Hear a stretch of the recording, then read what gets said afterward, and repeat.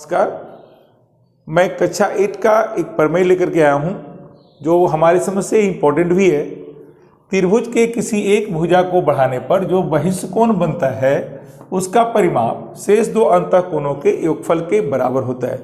यानी कोई त्रिभुज है, उसकी एक भुजा को बढ़ा देंगे, बढ़ाने पर जो बहिष्कोण बनेगा, जो उसका बगल में कोण है उसको छोड़ के बाकी जो दो अंतःकोण है उसके योगफल के बराबर होगा। देखिए मैं यहाँ समझा, मान लिया कि एक त्रिभुज है ये वाला ए बी और सी, एक त्रिभुज है जिसकी बीसी भुजा को बढ़ाया गया। कहाँ तक बढ़ाया गया? डी तक। एक बार फिर से, ए बी सी एक त्रिभुज है जिसकी भुजा को बढ़ाया गया बीसी भुजा को डी तक। मैं लिखते जा रहा हूं, कल्पना किया कि त्रिभुज ए बी सी की भुजा बीसी को डी तक बढ़ाया गया है। अब यहां देखिए, जब बढ़ाया गया तो यहां पर ये बनेगा बहिष्कोण। क्या बनेगा यहां पे? बहिष्कोण। यानी सिद्ध करना है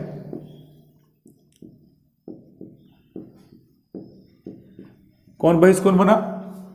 ये वाला बहिष्कोण बना। कहां पे बना? सी पर। यानी कोण सी को बीच में रखेंगे, ए से शुरू हो रहा है और डी तक जा रहा है, तो एक तरफ ए होगा एक तरफ डी होगा। ये बहिष्कोण बराबर होगा इसके बगल वाला कोण के छोड़ के बाकी जो दो बन रहा है, यहाँ जो दो बन रहा है इसके योगफल के बराबर होगा। यानी होगा बी ए सी प्लस कोण ए बी सी। मतलब इस कोण के ए पर कोण बन रहा है इसलिए मैंने यहाँ पर ए को लिखा, एक तरफ बी और सी, और एक जगह कोण बी पे बन रहा है तो एक तरफ ए लिखा एक तरफ सी लिखा। रचना करते हैं। रचना क्या करते हैं? इसके समानांतर बी ए के समानांतर सी पर एक रेखा खींच दिए, डी सी ई, है ना। यानी सी बिंदु पर बी ए समानांतर सी ई खींचा। शायद आपको समझ में आ गया होगा। एक बार ध्यान दीजिएगा, मैंने क्या किया, ए जो रेखा है ना इसके समानांतर एक रेखा खींच दिया। अब प्रमाण देखिए कितना आसान है। प्रमाण अभी आपने खींचा था यहां पर, चूंकि बी ए समानांतर सी ई है, बी ए के समानांतर सी ई है, कहां से खींचा? रचना से। तथा एसी तिर्यक है, एसी तिर्यक है। मैं एक बार ध्यान बता दूं, तिर्यक है, तिर्यक रेखा है। मैं यहाँ समझाना चाहूँगा यहाँ पर कि अगर कोई दो रेखा समानांतर है, उसको कोई तिर्यक रेखा काटती है तो ए कोण और ए कोण बराबर होता है, इसको बोलते हैं एकांतर कोण। यहाँ देखिए, ए रेखा और ए रेखा समानांतर है, उसको ए रेखा काट रही है तो ए कोण और ए कोण दोनों क्या होंगे? बराबर होंगे। इसीलिए कोण बी ए सी बराबर कोण ए सी ई, ये कहलाता है एकांतर कोण। क्या कहलाता है? ये वाला एकांतर कोण कहलाता है। इसी प्रकार बी ए समानांतर है सी की, जो हम लोग रचना में किया था, जो यहाँ रचना में किया है, और अबर तिर्यक है ए वाला, देखिए बी डी, तथा बी डी तिर्यक है। बी डी क्या है? तिर्यक है।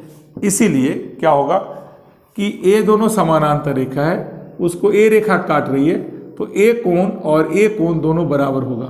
क्यों बराबर होगा? देखिए, अगर दो रेखा है उसको अगर कोई रेखा काटती है तो ए कोण कहलाता है संगत कोण। इसीलिए कोण ए बी सी बराबर कोण ई सी डी, ये कहलाता है संगत कोण। यानी अभी मैंने प्रूफ कर दिया आपको कि ए जो कोण है 3 नंबर वाला, ये 3 नंबर के साथ बराबर है, और ये 2 वाला 2 के साथ बराबर है। हमें प्रूफ करना है पूरा कोण को। अब हम लिखिए, यहाँ लिखते हैं, चूंकि कोण ए सी ई प्लस कोण ई सी डी, मतलब जोड़ रहे मैं, ए सी ई बराबर कितना है यहाँ पर? बी ए सी है, बी ए सी, और ई सी डी के बराबर कौन है? A B C. या हो गया, देखिए ध्यान से, ए सी ई, ए सी ई एक पूरा कोण हो गया। अब बगल में कौन है? ई सी डी, ई सी डी, ये पूरा कोण, पूरा मिला के ये पूरा का पूरा कोण हो गया। यानी हो गया कोण ए सी डी बराबर कोण बी ए सी प्लस कोण ए बी सी। देखिए आपको यही प्रूफ करना था। ACD बराबर BAC, है ना, यहाँ हो गया प्रूफ्ड।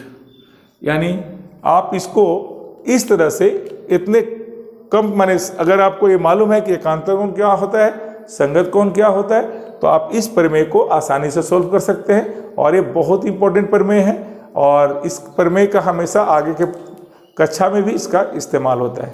धन्यवाद।